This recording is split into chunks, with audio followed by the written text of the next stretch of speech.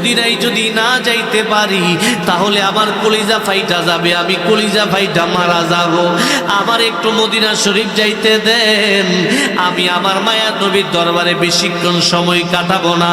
আমার নবীর একটা সালাম দিয়া আমি আবার আব্দুর রহমান জামি ফেরত চলে যাব।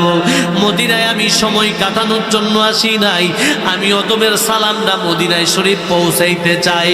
এই অবস্থা দেখা খলিফাতুল মুসলিমিন আশ্চর্য হয়ে গেলেন। ওই দিক দিয়া রাহমাতুল লিল আলামিন আমার দিয়া বাধা দেই আব্দুর রহমান জামি যাতে মদিনা শরীফ না আসতে পারে। আর আব্দুর রহমান জামি নবীর একটা সালাম দিতে চাই। একই খেলার মধ্যে আমার নবী আমারে ফালাইল। আব্দুর রহমান জামি রে, যত বড় ক্ষমতাশালী খলিফা হই না কেন, আমি আব্দুর রহমান জামিরে মদিনা শরীফে ঢুকতে দিতে পারি না। কারণ রাহমাতুল লিল আলামিন আমারে নিষেধ করেছে তোমারে মদিনা শরীফে ঢোকার জন্য। আমি নবীর কথা যদি অমান্য করি তাহলে আল্লাহর আইন অমান্য হবে। আনতাহাবাতা আমালুকুম ওয়া আনতুম লা তাশউরুন।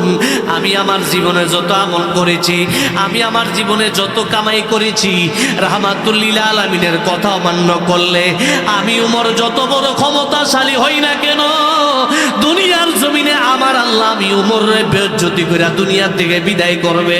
চিৎকার মেরে বলুন আল্লাহু আকবার। বলেন ইয়া রাসূলুল্লাহ।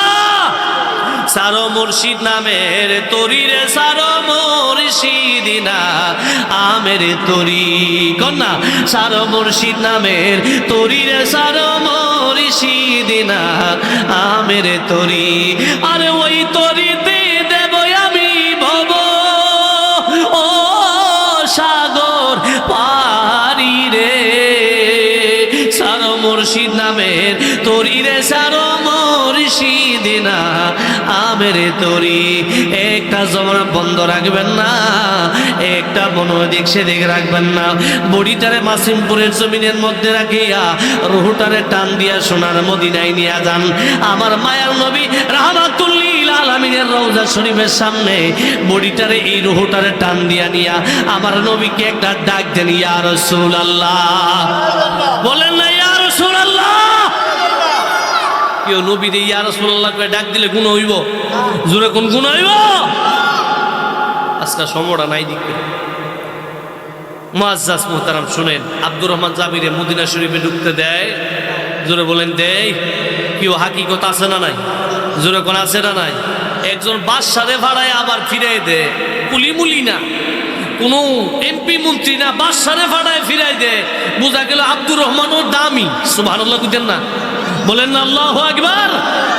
এবার আব্দুর রহমান জামি যেই মাত্র মদিনা শরীফে ঢুকতে পারে নাই, আবার বাড়ির দিকে রওনা হয়ে গেছে। বাড়িতে গিয়া এবার পরিকল্পনা করছে ঘোড়ার সাথে। সুবহানাল্লাহ বুঝেন না? ঘোড়ারে ডাক দিয়ে বলে, ঘোড়া রে, আমি তোমার কাছে থাকব, রাত্র যখন নিশি হয়ে যাবে মদিনা শরীফের বর্ডারে চলে যাব। আলোচনা লম্বা, সংক্ষিপ্ত করতেছি আমি। মদিনা শরীফের বর্ডারে যেই মাত্র চলে যাব, তুমি একটা কাজ করবা, আমারে তোমার 2 রানের চিপায় এই সিনার মধ্যে, আমি আব্দুর রহমান জামি তোমার সিনার মধ্যে ঝুল দিয়া থাকুম। তুমি আমার কোনো মতে মদিনা শরীফে দৌড়াইয়া কেউ যাতে না দেখে, কেউ যাতে তোমার আটকাইতে না পারে। আমি আব্দুর রহমান জামির তো আটকাইতে পারে, তুমি গোড়া দিলে তো দূর দিলে তো আর কেউ তোমার আটকাইতে পারতো না।